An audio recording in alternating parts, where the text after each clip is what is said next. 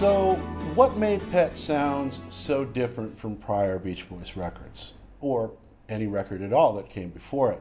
After all, Brian had already been doing very high-level compositional work as far back as All Summer Long in '64, and even before that. He'd already done pretty complicated arrangements that were very, very close to jazz, both vocally and instrumentally.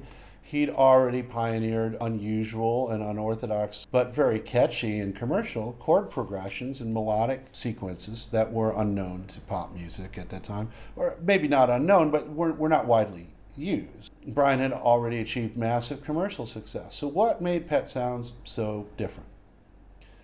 Well, there's a number of reasons. I think we have to start with the music itself. Pet Sounds, besides the lyrical stuff that I already discussed, musically was extremely sophisticated. Not all of the songs were equally harmonically or compositionally adventurous, but the most adventurous ones, and when I say that, I'm thinking about things like Don't Talk, Put Your Head on My Shoulder, or I Just Wasn't Made for These Times, certainly God Only Knows. The chord progressions and harmonic structures and the way the chords fit into each other, and how the bass roots related to the chords, and we're going to talk a lot more about the bass stuff. That stuff was radically different from anything that had come in pop music before. Now, I don't want to say it was unheard of. Brian definitely had people he was going off of. He was influenced a lot by Burt Bacharach, by jazz. He was influenced by, he's talked about the influence of Glenn Miller, for instance, on Caroline No. Of course, you've got the Four Freshmen with the vocals. There's also a lot of exotica influence on Pet Sounds, more than any other Beach Boys record. And for those of you that don't know what exotica is, it was a type of instrumental music that was more harmonic and slightly edgier than what we would call beautiful music or elevator music. And again, those are old terms, but it's sort of instrumentally inoffensive stuff that plays in the background, stuff that doesn't have any vocals or any lead vocals to it.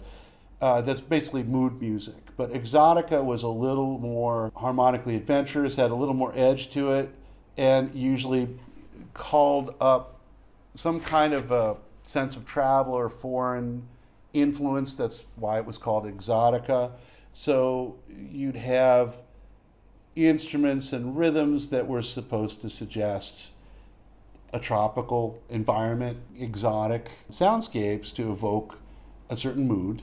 Practitioners of that would be Martin Denny or Esquivel, who Darian Sahanaja seems to have patterned his visual look a little bit after. The combination of instruments and the sophistication of the chord progressions really does give you a sense of travel and a sense of place and a sense of dimension of sound.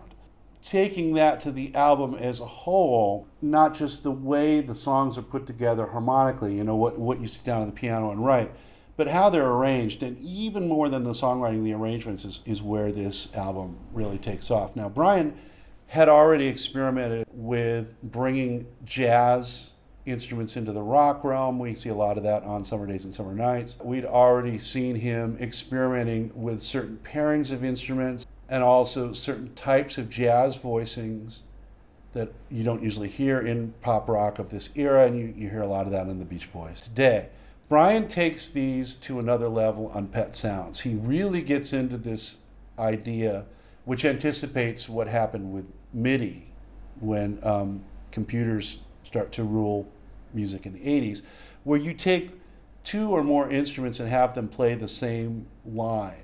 That creates, by the combination and the addition of effects, a completely different sound, and that in and of itself creates a resonance. Because when you get two different instruments playing the same thing, it's not just the combination of sounds, but the way the waveforms of those instruments rub together creates a resonance, sort of a sonic glow, okay, that can evoke an emotional reaction. And that's one of the things that's so amazing about Pet Sounds and why it moves so many people, is you don't just have these lyrical ideas, which are compelling, but they would not be as compelling if they weren't perfectly complemented by the music. And part of the reason the music so perfectly complements these concepts is Brian figures out ways to combine instruments and create sound that actually can hit you on a subharmonic level.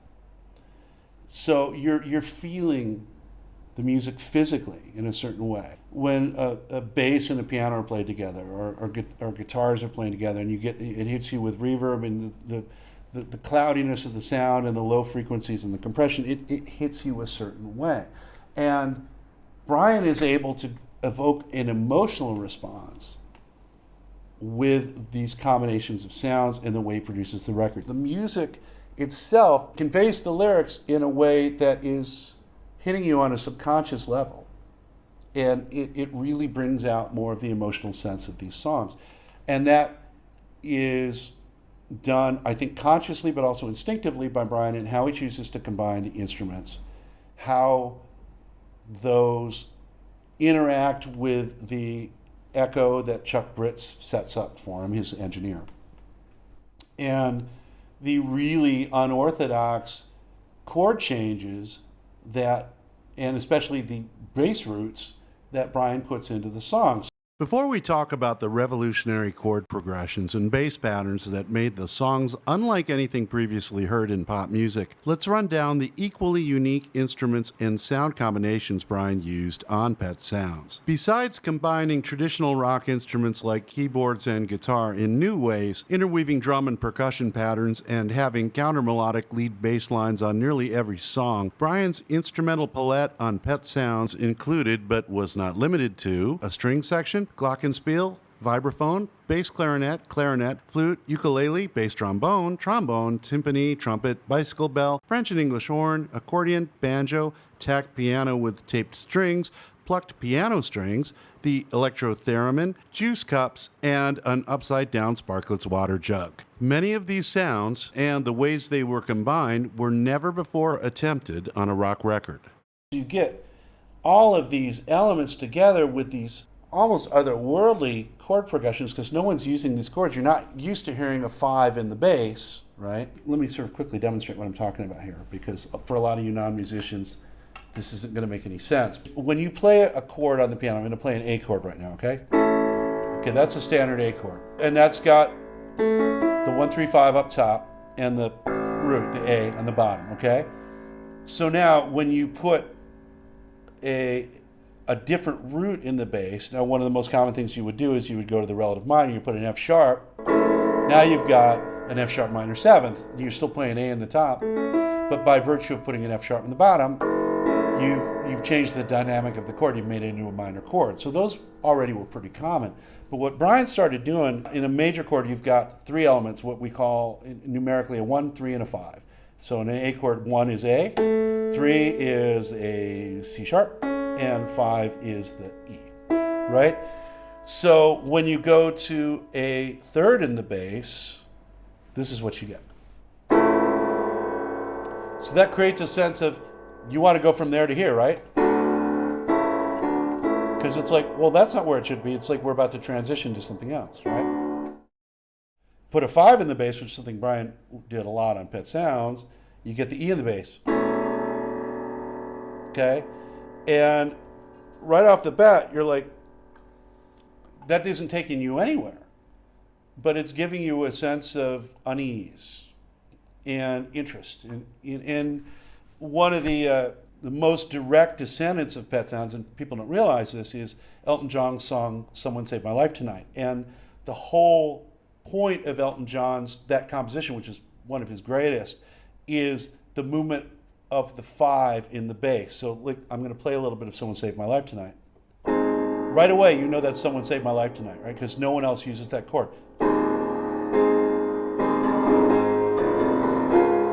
Okay? So all that whole riff is about the 5 in the bass, this, leading up to the 1 in the bass for the other chord, which is the 4 of the original. So it's an A flat with a 5 in the bass, going to an A flat with a normal root. Elton never would have wrote that song if he hadn't heard Pet Sounds, because Brian's using the 5 in the bass all the time. In the beginning of God Only Knows, very first, like after we get the do-do-do, right? What's the first thing we get? That's a 5 in the bass. That's a D chord in the top. He's got an A in the bottom. That sets up the sort of ambiguous nature of the lyric. I may not always love you, right? That's like, you've got this uncertainty of the lyric and the uncertainty of the chord starting it out. Where are we at? And that's the best way I can explain this whole emotional sense that you get when you listen to this record. Just, I may not always love you. Then we resolve down. But long as there are stars above you. And then we're back into a 5 in the bass. You'll never need to doubt it. That, and then you put the instrumental stuff on top of it. Everything is combining to give you not just lyrics that you can process mentally, and this is what they're saying to me, but what's behind those lyrics is getting to you on an unconscious or subconscious or instinctive level, and it's giving greater heft and impact to what the songs are about, because you're hearing it intellectually from the lyrics and you're feeling it from the sound and from the way the songs are structured. Also, another thing about Pet Sounds that is unusual to the Beach Boys' prior work is on several tunes, most notably on Don't Talk, Put Your Head on My Shoulder, where it's pretty much the whole track, Brian gets into the use of strings and orchestral instruments. Up until this point, he'd mostly been working instrumentally in the jazz idiom, bringing in jazz instruments to the pop world. Pet Sounds is the first time he starts to work extensively with orchestral instruments. I mean, there were a couple of tracks where he used strings before, but this is the first time he does it on a number of tracks. And so this was new ground for Brian as well. But I think the biggest influence of Pet Sounds and the biggest innovations, as I've touched on before, is its use of the bass guitar. Now, it's interesting that Brian was the band's theoretical bass player.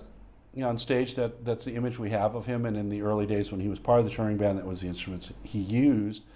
But he didn't play bass very often in the studio, and he always preferred to play piano. I think mostly because you could get all of the tonal relationships in one go. I mean, when you look at a piano, here's the thing I talked about with the 5 in the bass and the chord. You don't get that if you're just playing bass. You're just hearing the bass note, right? You can't hear the whole relationship of the chord to the root.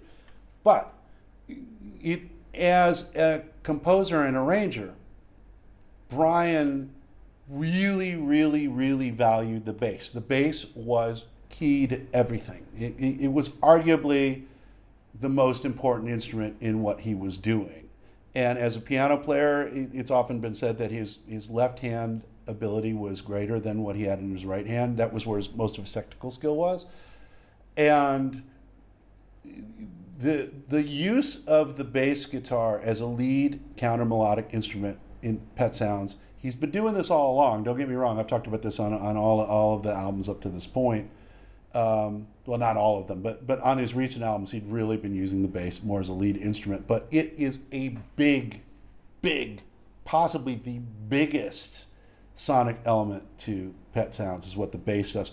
Almost every song has some kind of a counter melodic or lead bass figure. The bass is as important melodically as the lead vocal. It often covers more melodic ground than even the backup vocals. It has some of the most complicated bass lines in the history of the band. It was a direct influence on Paul McCartney and Elton John, as I said. And right there, just between those two guys, two of the greatest songwriters and most successful songwriters of the 20th century, have both said the bass lines in particular on Pet Sounds completely changed their thinking about writing, and in Paul's case, about how to play the instrument. And you hear, after Paul hears God Only Knows, you hear on Sgt. Pepper things like It's Getting Better. He's going way up the neck, just like on God Only Knows. The bass goes really far up the neck. And Paul goes, we can do that, huh? Just like Elton John goes, we don't have to put the 1 in the bass. We don't have to just go the relative minor. We can write Someone Saved My Life Tonight. Right? So that is a huge deal. And Brian and Carol Kay, for executing these parts, deserve a huge amount of credit, because this is a very unusual and kind of radical thing that he did. Some other instrumental aspects we should talk about. Percussion, and again, this gets back to the exotic influence because percussion instruments were a big part of the exotica sound. These sort of Latin kinds of instruments. You hear this a lot, especially on Pet Sounds. I can't remember the name of that percussion instrument, but in a lot of cases, the percussion instruments are as important, if not more important, than the drums. And again, we've seen this with Brian before, like remember on Salt Lake City on Summer Days and Summer Nights, you have the drums kind of dropping out at some point because there's so much rhythm going on, and Hal Blaine switches to some other percussion instrument. Didn't work so well there, but on Pet Sounds, you have a number of tracks where there's counterpoint between the timpani and the drums, right? So you hear it on Wouldn't It Be Nice? It goes ba-bum, da-da, ba-bum, da-da, right? It's timpani, snare drum, timpani, snare drum. I'm waiting for the day. Do-da, do, ba-da-da, do, ba-do, ba-da, ba-da-da. Number of songs, just the drums are doing patterns that are counterpoint to the percussion patterns. And then you have other tracks where the percussion instruments are much more upfront and more important to what's going on with the song than the drums are. You have songs that have unorthodox percussion instruments, most famously a Sparkletts water jug on Caroline No.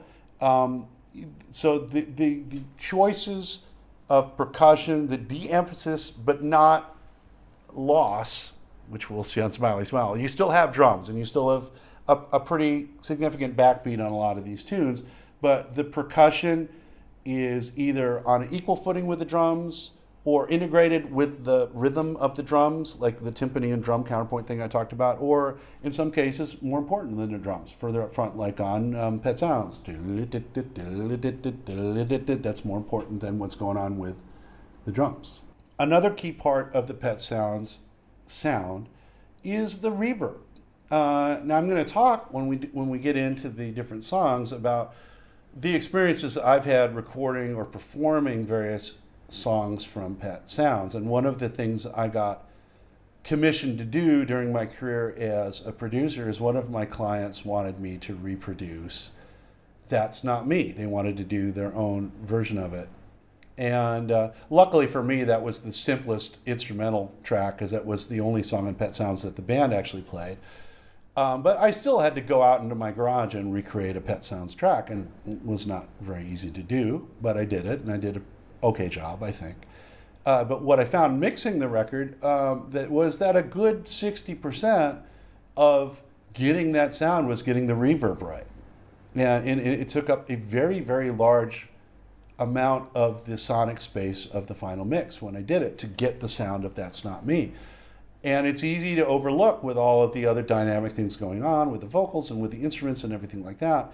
The sonic blueprint of Pet Sounds, there's a lot of reverb.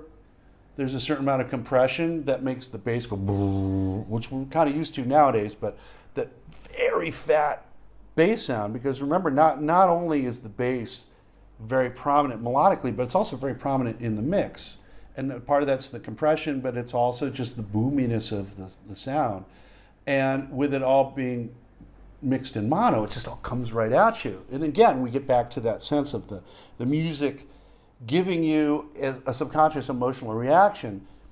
The music just comes at you with a lot of force. It's been compared to marching band music as well, like John Philip Sousa, and there is that element to it because you have so many instruments compressed into a space and just kind of coming at you, right?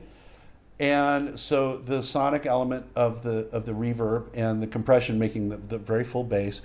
We heard this a lot on Beach Boys Today, but Beach Boys Today, while it had the same kind of soft around the edges quality that Pet Sounds had, Beach Boys Today was a little clearer. It had fewer instruments. You had fewer elements coming at you. Pet Sounds is a lot of sound.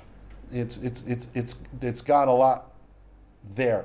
So the sort of forcefulness of all this stuff wrapped up in a ball with a certain amount of echo and reverb on it and a certain amount of compression to give it that kind of lower mid-range sense and a really boomy but well-defined bass sound, that kind of ties us all up in the bow. And what haven't I mentioned yet? The vocals. Now, it's interesting to consider the Beach Boys' contribution to Pet Sounds, because one of the ways this album is very different from what came before is, yes, Brian always dominated the band from the very beginning, but the band always had input. And this is the first album where the band had very little. Brian dominates on the lead vocals. Mike is the only other member that gets featured on more than one song. Dennis doesn't get a lead vocal at all. Al gets a couple lines on one. Brian's the main voice of this album, and there's 3 or 4 or 5 tracks where the band isn't on at all, or there's only a couple of members on. I mean, you had the full band recorded vocals for Don't Talk, Put Your Head on My Shoulder, and for God Only Knows. But Brian, probably wisely for the overall product, got rid of them because they were just too much. They were kind of overwhelming. They were throwing the emotional balance of the track off. But the upshot of it is that you don't actually hear that much of the band on Pet Sounds, but the parts that you do hear the band on, Brian has honed their vocal approach to a very sharp point, especially on Wouldn't It Be Nice, but on all the songs, he had them do it over and over and over again. And so you've got songs like Wouldn't It Be Nice and Sloop John B especially. You've got 6 voices in coming at you in just this wash of sound. And there are some songs where the band's vocals are heavily featured. There are some songs where they're kind of in the background as a pad, and Bruce Johnson's made the point that this was a very good production decision because, again, the vocals are there, but they don't detract from what's going on up front, what's front and center, which is Brian's heart and soul and his artistic statement. So it is unusual in the sense that, and I'm not taking anything away from what the Beach Boys brought to it, because this is probably the hardest they ever worked vocally on a record, or at least all the way through. I mean, Brian really put them through the ringer. He had them do these things over and over and over again. But the band's actual contributions as a group are very limited compared to what came before, and even compared to what would come after. This is very much Brian's statement. The band's vocals are a key part of it, and when the band is front and center, they are stunning. I mean, some of the most astounding vocals the band ever did. All that work was not for nothing, but it's unusual as a Beach Boys album because of the relative lack of Beach Boys on it. So, to summarize, Pet Sounds' innovations to pop and rock music included instrumental combinations and arrangements never before heard in rock and roll, unorthodox and highly original chord progressions, a revolutionary approach to chord roots and the bass guitar, emotionally honest lyrics spoken for the first time from an introvert's point of view, a soundscape designed to subconsciously amplify the album's emotional content, stunningly executed complex 6-part vocal harmonies that set a new standard of excellence, rock music being treated as an art form with an album making a unified statement, and, simply, Pet Sounds was the most ambitious studio production up to its time, and overall, a complete rethinking of what was possible in pop and rock music. It opened the doors of imagination for everyone from the Beatles to today's bedroom recording auteurs. So you tie all that together, that's a lot of special, and a lot of things that Brian was able to lasso into one unified artistic statement. And it was extremely influential. Look no further than the Beatles' reaction making Sgt. Pepper's, which was the cultural benchmark moment of the late 60s, among many. But I mean, that was, I think, the one. And that was a direct result of the Beatles, and most particularly Paul McCartney's competitive feelings that were aroused from Pet Sounds. So Brian returned the favor because he was languishing a little bit in LA, and then he heard Rubber Soul and got his butt kicked. And Revolver, the next Beatles album, kind of came out not long after Pet Sounds, which stole a little bit of, another factor in stealing Pet Sounds is Critical Thunder in America, but because they came out at about the same time in England, it didn't quite have the same sort of, they were part of the same story in England in a way. You know, they're thought of in the same breath. But moving ahead, I mean, the most immediate effect of Pet Sounds that I think is kind of interesting is the Beach Boys' commercial fortunes declined precipitously after Good Vibrations, as most of you know. But the Pet Sounds sound reverberated very hard in the late 60s with what's now called sunshine pop. And you have bands that came up right around the time that Pet Sounds came out. And I'm thinking of the Mamas and Papas and the Association. The Byrds are a different animal, and their Beach Boys influences, they weren't a sunshine pop band, and their Beach Boys influence was a little better disguised in its time, although we now understand that there was a lot of Beach Boys influence there. But my point being, when we go into the Beach Boys' dark years of 67, 68, 69, there were a lot of bands having hits with very lush, very elaborately orchestrated, very heavily chorale vocaled sounds that were very similar to Pet Sounds. I mean, I didn't talk as much about how the juxtaposition of these different styles in Pet Sounds that marked it stylistically, because you have the jazz element. You have, as Bruce Johnson's pointed out, there's a lot of doo-wop kind of popping up here and there with all the doots and doo-doots, this kind of strange juxtaposition. But you do also have this heavily chorale, very thick vocal style, and you look at a band like The Association, which had 6 singers, 7 later, and they were doing stuff very like Pet Sounds. I mean, some of the arrangements arguably are more complex than the Beach Boys, depending on how you want to listen to it. They were at their commercial peak, in 67, going into 68. And there's just a lot of bands, the Cowsills, another band like that. There were a lot of bands that had this sound in the late 60s that were having hits, and they were just as lush, just as pop.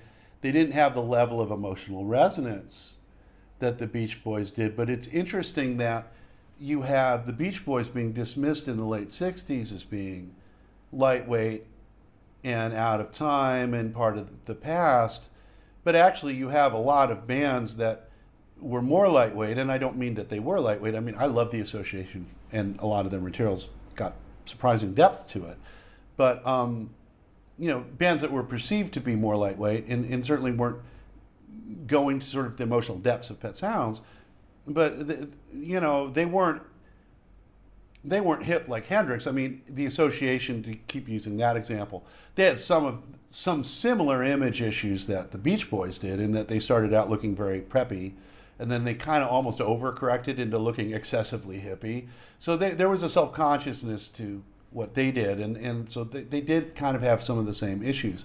But my point is, the sound that Pet Sounds engendered, the much more lush, much more complicated, much more orchestrated, big vocal sound that the Beach Boys had with this, it was still very popular in the late 60s, just not from them.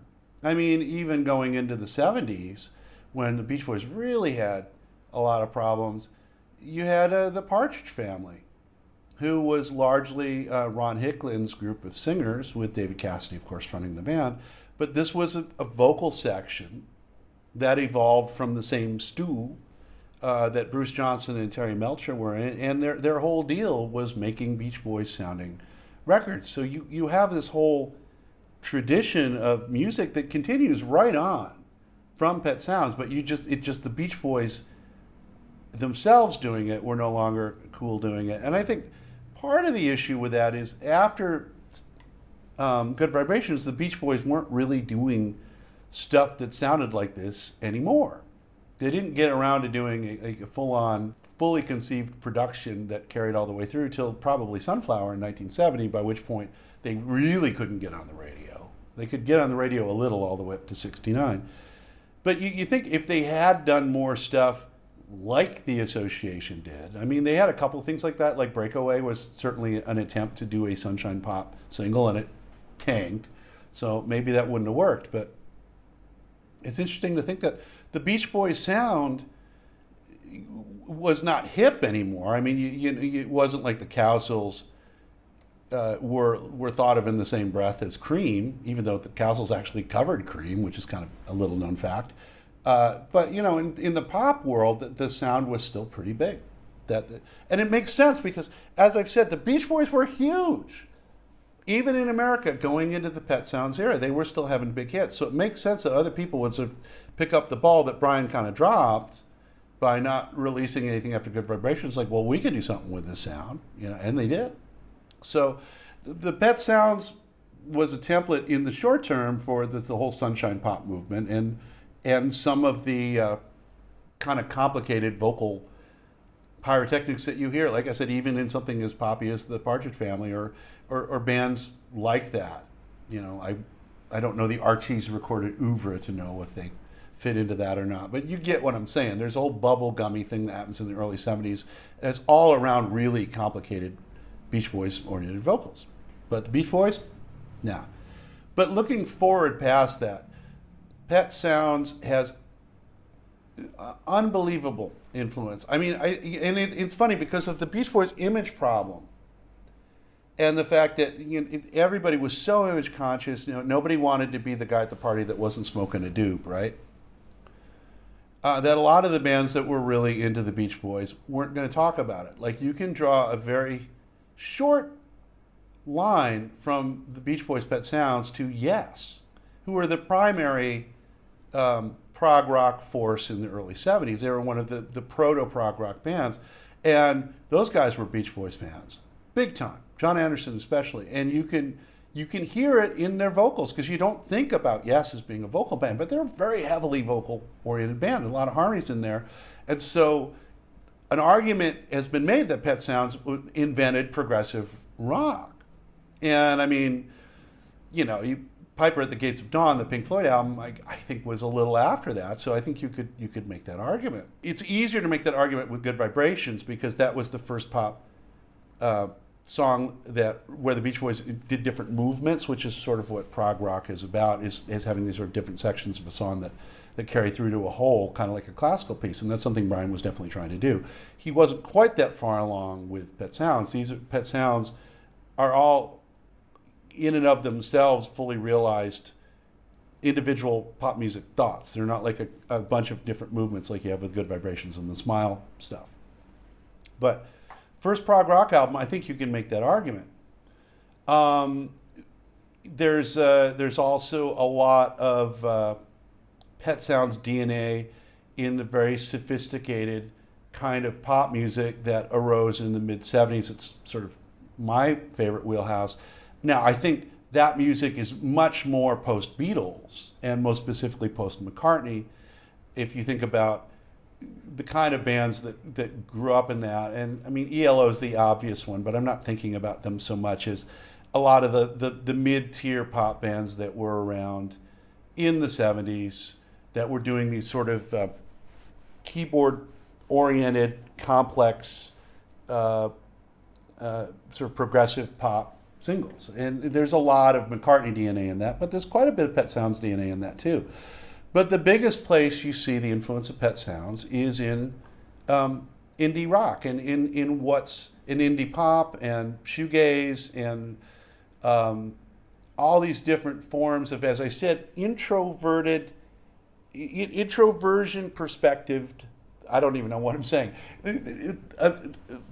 Brian invented the idea of the pop music auteur as a recluse.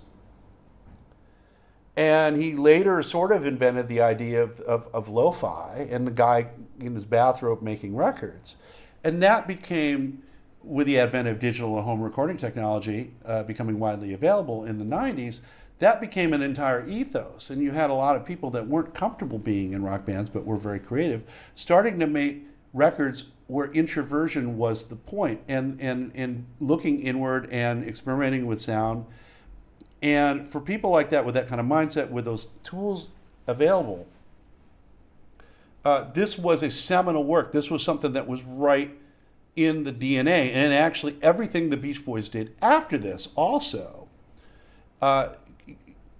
tucks very well into how younger artists, and when I say younger, I mean younger than me, people that, you know, from the mid-90s on, so I guess that includes me, the way a certain bunch of people approached art. And I think this first hit me when at the Morgan Wixon, that famous show where Brian saw the Wonderments. And the fact is, I was with the Wonderments that night. I was up there with them and with a couple other people too. You know, I was sort of probing, right, doing some other stuff. And there were a lot of other people on that show. And one of the bands that was there was this new band that just came out called the Apples, who later became the Apples in Stereo. And they had just come out with one single at that point, and I met them backstage and talked to them, and they were so enthused about the Beach Boys, and they did Heroes and Villains that night, not very well. Once I heard their record, I didn't care because I thought the record was brilliant. But it was interesting to see these kind of young indie kids in 1994, because that's the year it was, and they were just so into the Beach Boys. And for me, as a longtime fan and trying to make this argument when I was young, and the hipsters just like, no, the Beach Boys aren't that. Seeing this transition was a delightful shock, and this carried through from the 90s to the present day. And it's been interesting to see more and more of the Beach Boys discography sort of align with indie music making tastes.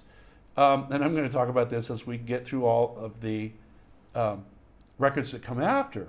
But that all starts with Pet Sounds. I mean, the Beach Boys' odd artistic trajectory that starts here is so resonant to the present day, to people of the youngest generation making music up to my generation, but mostly the generation that came after me, the millennials.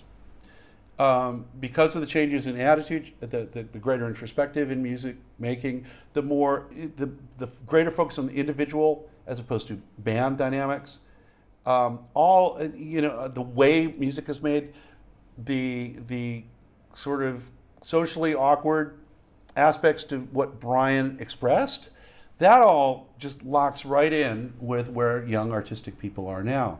And every aspect of Pet Sounds, from the musical combinations to the lyrics to the reverb, everything, that all locks in. I mean, I'll give you a quick example. Another weird Zelig moment for me in history, besides the Morgan Wixon thing, I actually was in, my band practiced in the same house as Weezer before they got famous, because our bass player was roommates with Rivers, and I knew those guys reasonably well. So when Weezer first got their record advance, the first thing Rivers did was go out and buy the Beach Boys box set. And I remember him freaking out about Pet Sounds and how great it was. And he came to me personally and said, because he knew I was a Beach Boys fan, and he said, what should I get next?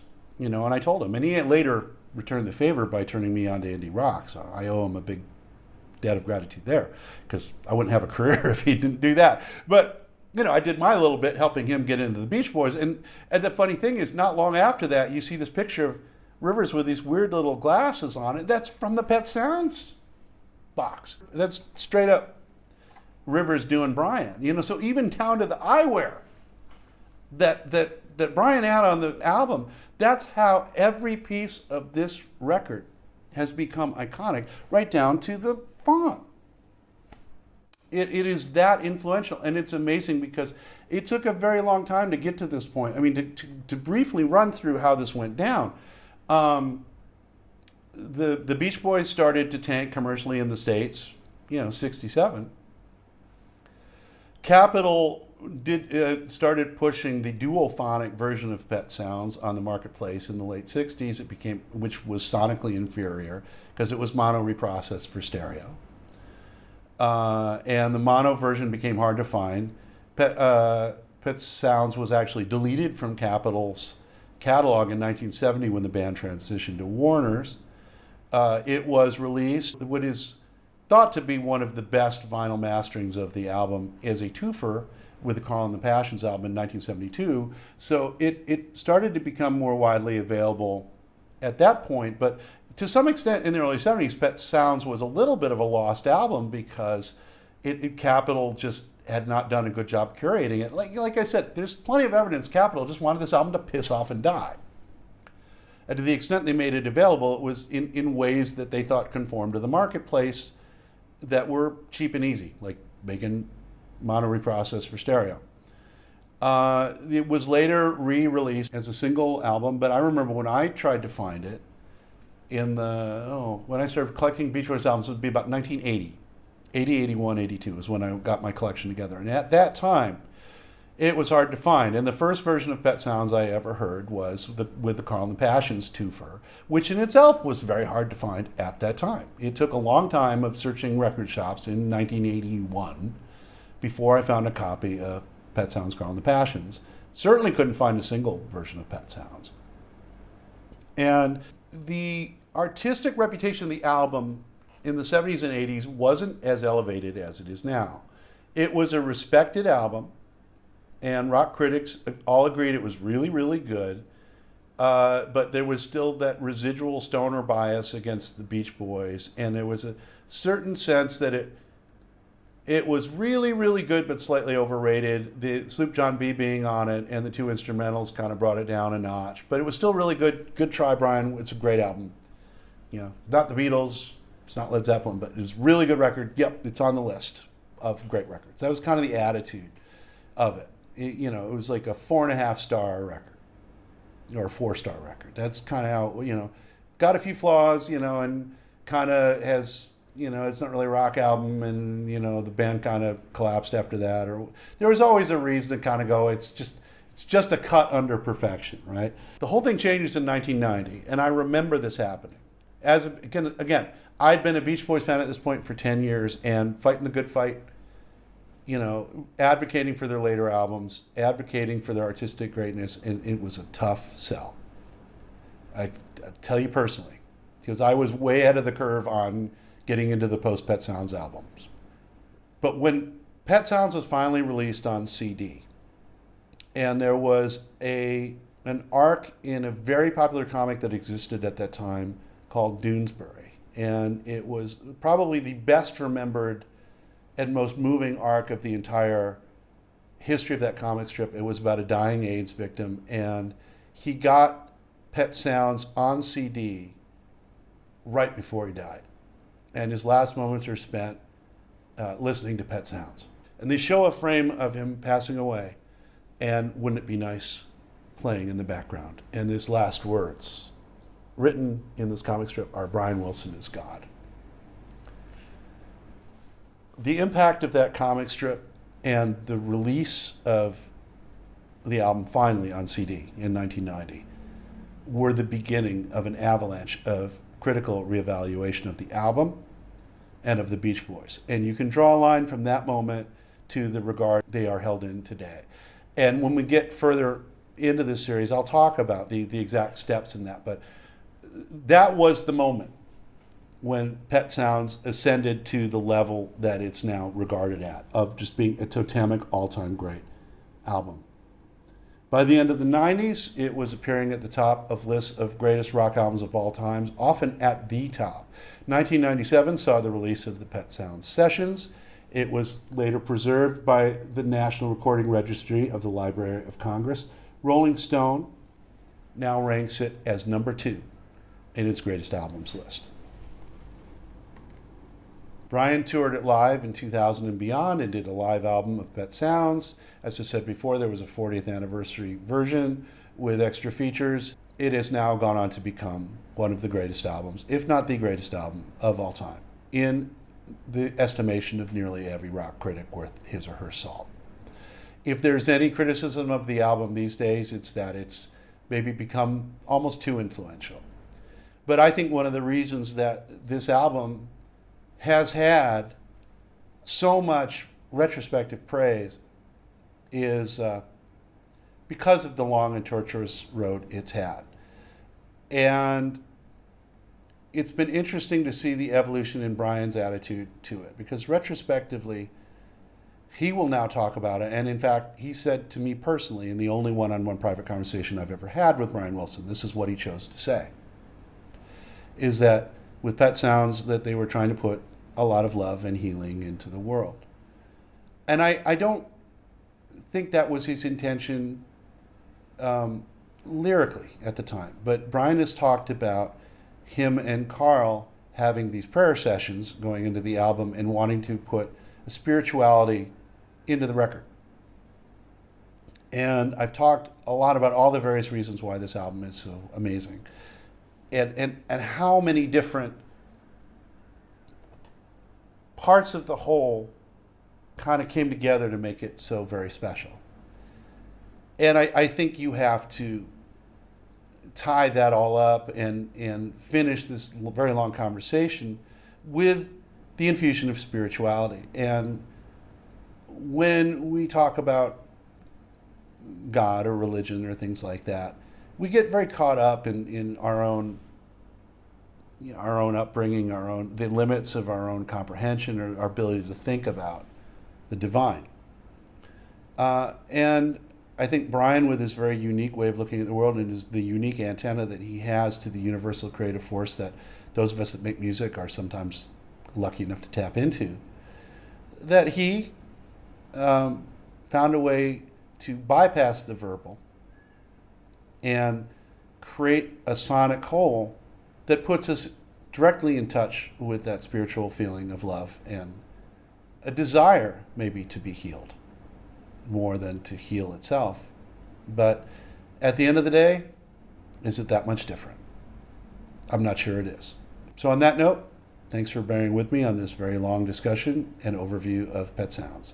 I'll be back soon with an analysis of all the tracks on the album. Thank you for watching.